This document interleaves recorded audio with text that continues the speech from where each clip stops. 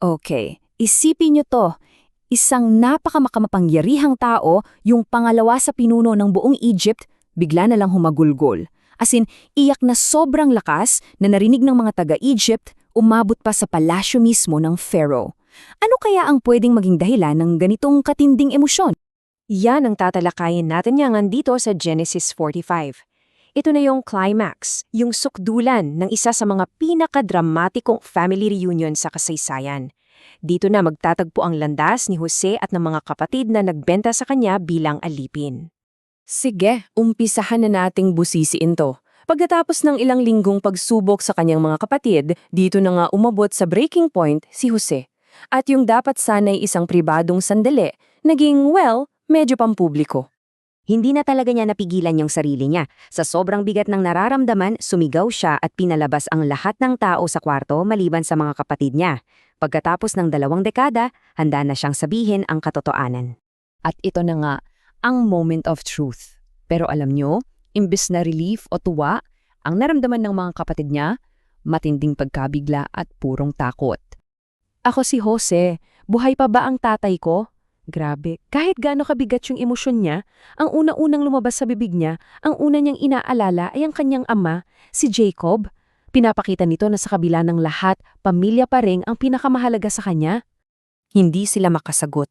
Parang napipi sila sa takot. Subukan nga ang nating ilagay ang sarili natin sa sapatos nila, no? Yung makapangyarihang Egyptian ruler na kausap nyo, siya pala yung kapatid na binenta nyo para maging alipin? Paano ka sasagot dun? Ako ang kapatid niyong si Jose, yung binenta niyo sa Egypt. Walang paligoy-ligoy. Diretsahan niyang hinarap yung masakit na nakaraan. At ito yung pinakaunang hakbang para masimulan ang paghilom. At dito para sa akin, dito talaga tumitibok yung puso ng buong kwento. Yung pambihirang kakayahan ni Jose na bigyan ng bagong kahulugan yung ginawa sa kanya. Mula sa pagtataksil, ginawa niyang isang kwento ng banal na plano. Kitang-kita dito kung paano niya binaliktad yung buong naratibo. Sa kaliwa, yung ginawa ninyo, pagbenta sa akin. Sa kanan, yung plano ng Diyos. Ako'y isinugo para magligtas ng mga buhay. Grabe yung shift in perspective, di ba? Yung masamang intensyon nyo, ginamit ng Diyos para sa isang napakabuting layunin. At para lalo nilang maintindihan, ipinaliwanag ni Jose na may mas malaking dahilan pa. Mayroong pang 5 taon ng matinding taggutom na darating. So itong pagkikita nila, hindi lang ito simpleng family reunion, ito ay isang survival mission. At ito na yung punchline kumbaga. Kaya hindi kayo ang nagpadala sa akin dito, kundi ang Diyos. Wow, sa isang pangungusap lang, binura niya yung kasalanan nila.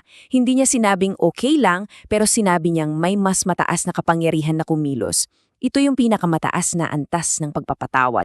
At hindi lang puro salita ang pagpapatawad ni Jose. May kasama itong gawa, isang konkretong plano. Dito napapasok yung practical side ng lahat, isang plano na sinuportahan mismo ng hari ng Egypt. At napakalinaw ng plano niya. Step 1, bilis. Bumalik kayo sa tatay natin. Step 2, ibalita nyo sa kanya ang lahat. Step 3, dalhin nyo ang buong angkan dito sa Goshen. And Step 4, hayaan nyo na ako, sagot ko na kayo. Simple, pero ito ang magliligtas sa kanilang lahat. Alam niyo kung anong mas maganda? Nung umabot yung balita kay Pharaoh, hindi lang siya pumayag, natuwa pa siya. Buong puso niyang sinuportahan yung plano at inalok pa ang pinakamagandang lupain sa buong Egypt para sa pamilya ni Jose. Tingnan nyo naman yung pruweba ng kapangyarihan at kabutihang loob ni Jose. Hindi lang sila basta pinauwi.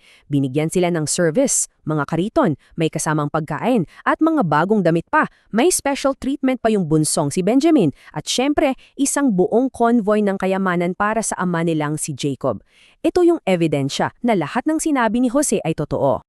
So, lumipat na tayo sa huling bahagi ng kwentong to.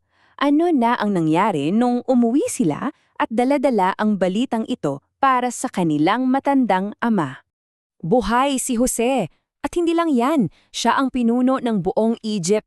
Isipin niyo yung isenang yun, yung mga anak na matagal nang nagsinungaling, ngayon ay nagsasabi ng isang katotohanang mas mahirap pang paniwalaan kaysa sa kasinungalingan nila. At itong timeline na to, ang ganda ng pagpapakita sa nararamdaman ni Jacob. Sa una, syempre, shock. Hindi siya naniwala, parang namatay ang puso niya.